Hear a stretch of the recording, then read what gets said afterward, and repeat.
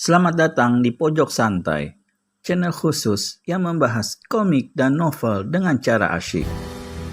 Entah strategi apa yang tengah direncanakan Wiro, sehingga nekat membuat kegaduhan di markas Mahesa Birawa dan sekutunya. Untuk lebih jelasnya, yuk langsung saja disimak video kali ini.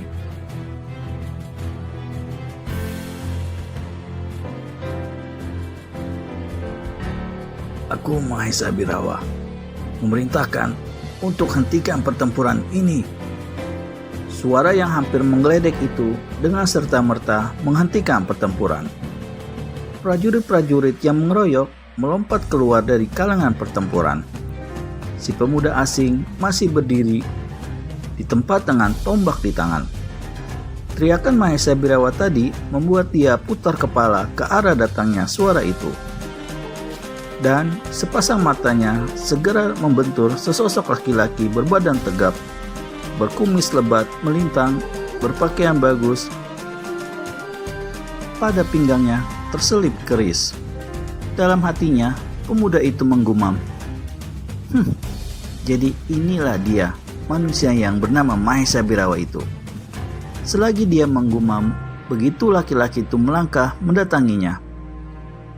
Orang asing, kata Mahesa Birawa dengan nada keren dan lantang. Meski kau punya sedikit ilmu yang diandalkan, tapi di sini bukanlah tempat untuk memamerkannya. Si pemuda keluarkan suara bersiul. Betulkah aku tengah berhadapan dengan Mahesa Birawa saat ini? Tanyanya. Kau siapa? Membentak Mahesa Birawa. Namaku tertulis di kening anak buahmu itu. Si pemuda pendekar 212 menunjuk ke mayat Sutorande. Bagus kalau begitu. Mahesa Birawa puntir kumisnya. Jadi kau yang menghabisi Kalas Renggi, bukan? Oh tidak, aku hanya menggantungnya. Dan Tuhan kemudian mengambil rohnya. Habis berkata begitu, pendekar 212 Wiro Sableng tertawa mengekeh. Kau tahu Mahesa, manusia macam Kalas Renggi itu tak layak hidup lama-lama di dunia. Masih kebagusan ada kali untuk tempat pembuangan mayatnya. Dan kau tahu, di atas bumi ini masih banyak manusia-manusia macam Kalas Renggi, malahan lebih terkutuk dari Kalas Renggi yang mesti dilenyapkan. Di sini bukan tempat pidato budak hina, bentak Mahesa Birawa. Oh begitu. Kalau demikian, mari kita bicara empat mata Mahesa Birawa. Aku memang sudah lama mencari kau. Mahesa Birawa menyeringai. Kemudian kelihatan bagaimana mukanya menjadi kelam membesi. Kalau aku bicara dengan kau, maka biar aku terangkan padamu bahwa kedatanganmu ke sini hanyalah untuk mengantar nyawa. Habis berkata demikian, Mahesa Birawa hantamkan tangan kanannya ke muka. Setiup angin yang bukan olah-olah panasnya menggebu-gebu ke arah pendekar 212. Pendekar 212 lompat 3 tombak ke atas.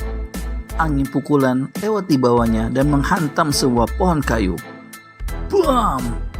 Kerak!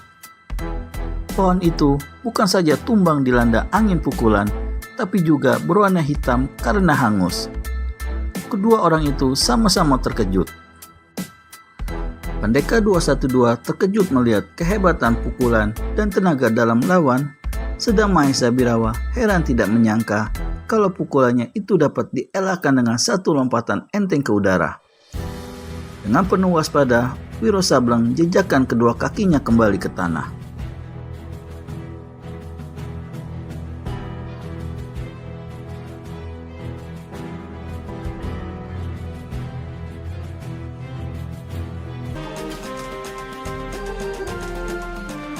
Hei, Mahesa Birawa, katanya. Soal pertempuran, soal mudah. Mudah dimulai, mudah pula diakhiri. Tapi aku bilang, aku mau bicara dengan kau. Empat budak hina. Siapa sudi bicara dengan kau? Potong Mahesa Birawa membentak. Sekali lagi tangannya dipukulkan ke muka. Kalau tadi dia hanya mempergunakan sepertiga dari tenaga dalamnya, maka kini dialirkan ke dalam pukulannya itu setengah dari tenaga dalamnya. Namun untuk kedua kalinya pula Mahesa Birawa dibuat gemas karena Pendekar 212 berhasil pula mengelakkan serangannya yang dahsyat itu. Mahesa Birawa, apakah kau yang lebih tua tidak memberikan kesempatan padaku untuk bicara empat mata? Tanya Wiro Sableng pula. Kesabarannya mulai terkikis dari hatinya. Kalau saja dia tiada ingat pesan gurunya Eyang Sinto Gendeng, pastilah saat itu juga dibalasnya serangan-serangan Mahesa Birawa tadi. Untuk tidak terlalu kehilangan muka karena dua pukulannya berhasil dielakkan lawan, maka berkatalah Mahesa Birawa, "Percuma saja kau bicara, toh nantinya nyawamu akan aku bikin merah juga dari kau punya badan." Hahaha. Pendekar 212 tertawa. "Dengar ya Mahesa Birawa," kata pendekar ini. Rahang-rahangnya bertonjolan. Pelipisnya bergerak-gerak tanda dia menekan amarahnya dan berusaha mempertahankan kesabarannya. "Aku membawa pesan dari Eyang Sinto Gendeng." Maka terkejutlah Mahesa Birawa mendengar nama itu. "Kau ini siapa kalau begitu?" tanyanya. "Siapa aku masih belum penting. Aku tunggu kau malam ini di Bukit Jatimale. Seorang diri." "Mahesa Birawa, datanglah seorang diri. Kau bisa bicara di sini." Pendekar 212 menggeleng. "Di Bukit Jatimale," desisnya. "Aku bilang di sini," bentak Mahesa Birawa. "Aku bilang di sini," bentak Mahesa Birawa. "Takutkah kau datang ke bukit itu malam-malam gelap begini? Atau mungkin takut pada dinginnya udara? Atau mungkin takut pada roh-roh manusia yang selama ini membayangimu?" Mahesa Birawa kertakkan geraham. Dia memberi isyarat. Bersama puluhan prajurit yang ada di situ, maka menyerbulah dia. Pendekar 212 melompat sampai setinggi 7 tombak.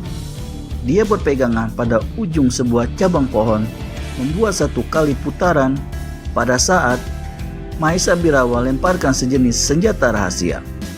Mahesa Birawa berseru tertahan ketika melihat senjata rahasianya kembali menyerang dirinya sendiri. Dikebutkannya tangan kirinya. Senjata rahasia itu bermentalan menghantam prajurit-prajurit di sekitarnya. 4 orang menggerang dan rebah ke tanah. Bayangan Wiro Sableng lenyap, namun masih terdengar suara seruannya mengiangi anak telinga. "Bukit Jatimale ya Mahesa, malam ini. Ingat, seorang diri." Beranikah Mahesa Birawa menjawab undangan Wiro? Daripada penasaran, segera subscribe untuk mendapat notifikasi video terbaru dari kami. Terima kasih dan sampai bertemu kembali.